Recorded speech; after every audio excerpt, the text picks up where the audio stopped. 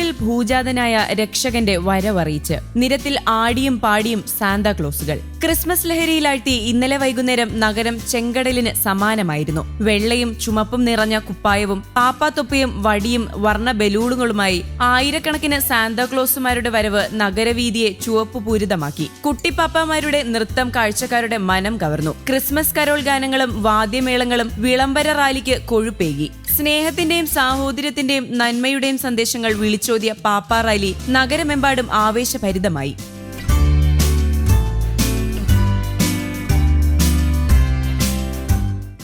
Season 3 ആണ് ഇന്നിവിടെ നടക്കുന്നത്.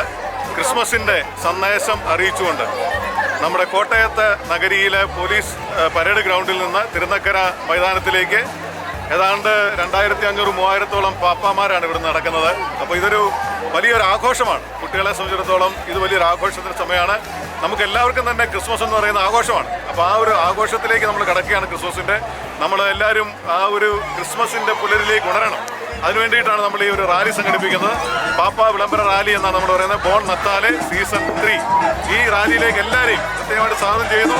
എല്ലാവർക്കും ക്രിസ്മസിന്റെ സ്നേഹനിറഞ്ഞ ആശംസകൾ നേരുകയും ചെയ്യും. പ്രായഭേദമന്യേ ഗാനങ്ങൾക്കൊപ്പം ചുവടുവെച്ചും ആലപിച്ചുമായിരുന്നു ഓരോ സാന്താമാരുടെയും വരവ്. റോഡിനരികിൽ നിന്ന് സ്ത്രീകൾക്കും കുട്ടികൾക്കും ഉൾപ്പെടെ സാന്താമാർ ക്രിസ്മസ് ആശംസകളും ഹസ്തദാനവുമേകി.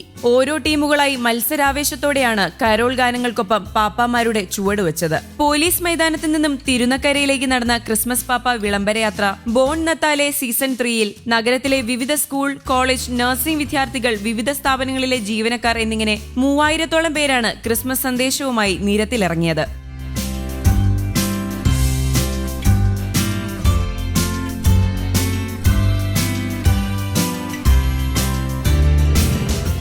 കോട്ടയം സിറ്റിസൺ ഫോറത്തിന്റെയും ജില്ലയിലെ വിവിധ സംഘടനകളുടെയും സ്ഥാപനങ്ങളുടെയും നേതൃത്വത്തിലാണ് വിളംബരയാത്ര സംഘടിപ്പിച്ചത്.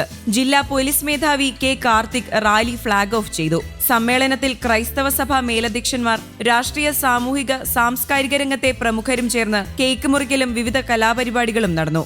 സംഘാടക സമിതി ഡയറക്ടർ ഫാദർ ഡോക്ടർ ബിനു കുന്നത്ത്, ഫാദർ ജെയിംസ് മുല്ലശ്ശേരി, ഫാദർ എമിൽ പുള്ളിക്കാട്ടിൽ, മാത്യു കൊല്ലമലക്കാട്ട് എന്നിവർ നേതൃത്വം നൽകി.